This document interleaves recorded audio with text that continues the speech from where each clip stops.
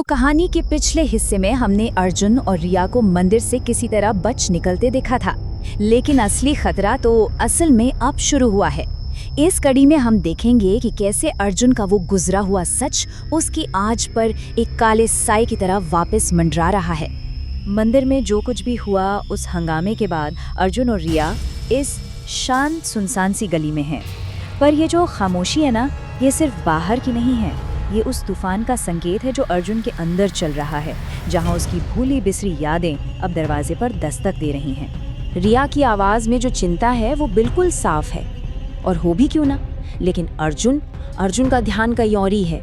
मतलब वो शरीर से तो रिया के साथ खड़ा है, पर उसका दिमाग तो उन यादों के जाल में उलझा हुआ है। वो यादें जो अब तक बस एक धुंधला सा सपना लगती थी। और बस यहीं पर कहानी एक बहुत बड़ा मोड़ लेती है।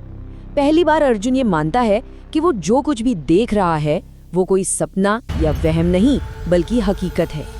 ये वो लम्हा है जहां उसका अतीत आकर सीधे उसके सामने खड़ा हो गया है।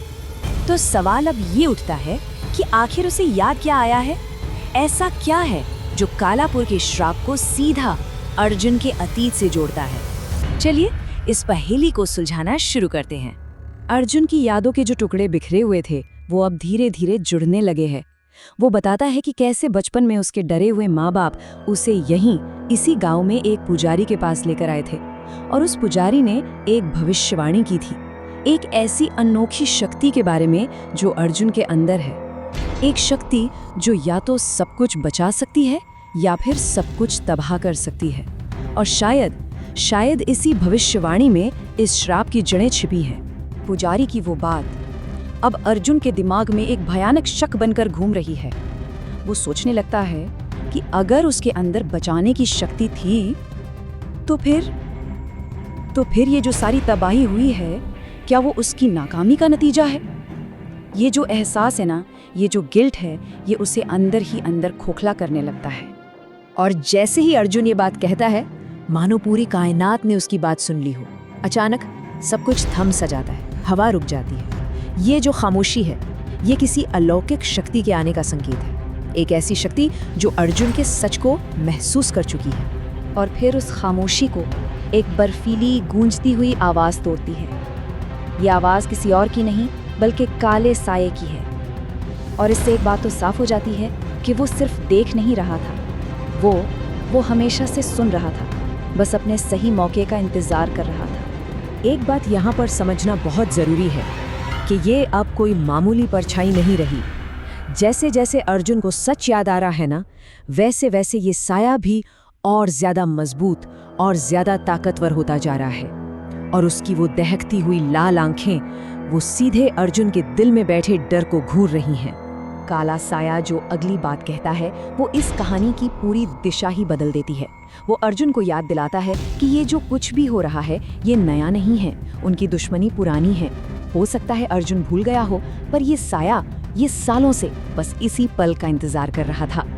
और ठीक इसी पल हम अर्जुन के किरदार में एक बहुत बड़ा बदलाव देखते हैं। अब तक वो डर रहा था, भाग रहा था, एक शिकार की तरह। लेकिन अब जब सच उसके सामने है तो डर की जगह गुस्से ने ले ली है। ये अब भागने वाला अर्जुन नहीं है, ये लड़ने वाला अर्जुन है।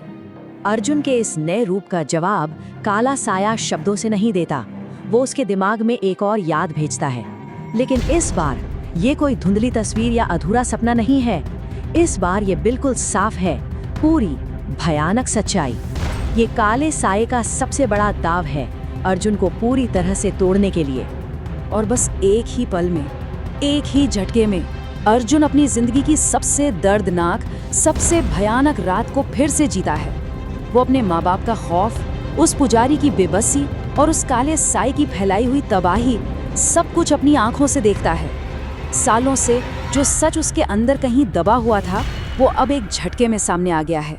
इस सच का बोझ इतना ज्यादा है कि अर्जुन उसे सह नहीं पाता।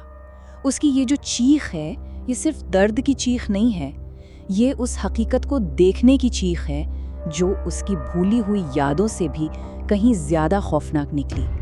और इसी के साथ कहानी का सबसे भयानक सच सामने आता है। कालापुर सिर्फ एक शापित गांव नहीं है, ये उसके अतीत का कब्रिस्तान है। वो जगह जहां उसके माँ बाप की मौत हुई थी। काले साई की ये बात साफ बताती है कि उसका मकसद पूरा हो गया। वो अर्जुन को मारना नहीं चाहता था, वो उसे तोड़ना चाहता था। और अब वो उसे उसी एक सवाल के साथ अकेला छोड़ जाता है जो इस पूरे श्राप की जड़ है। बचाओगे या बर्बाद करोगे? लेकिन यहाँ कुछ ऐसा होता है जिसकी उम्मीद शायद काले साई को भी नहीं थी। जमीन पर टूटा बिखरा अर्जुन वापस खड़ा होता है, और जब वो खड़ा होता है तो उसकी आंखों में डर नहीं बल्कि एक फौलादी इरादा दिखता है। तो यहाँ पर काले साये का दाव उसी पर उल्टा पड़ जाता है। सच ने अर्जुन को तोड़ा नहीं बल्कि उसे एक मकसद दे दिया है। अब उसकी आवाज में कोई शक नहीं है, कोई डर नहीं है, सिर्फ एक फैसला है कि इस कहानी का अंत अब वो खुद लिखेगा। लेकिन जैसे ही अर्जुन ये कसम लेता है, काले साये की वही डरावनी हंसी फिर से गूंजती है, और इस बार ये पहले से कहीं ज्यादा करीब लग रही है। ऐसा लगता है जैसे वो यही तो चाहता था, जैसे वो अर्जुन के इस नए मजबूत रूप का ही इंतजार कर रहा था। तो अब सवाल ये खड़ा होता है कि सच जानने के बाद क्या अर्जुन इस गांव को बचा पाएगा, या फिर उसका अपना गुस्सा ही तबाही की एक नई वजह बन जाएगा। इस कहानी के अगले मोड़ का विश्लेषण हम करेंगे अपनी अगली कड़ी में।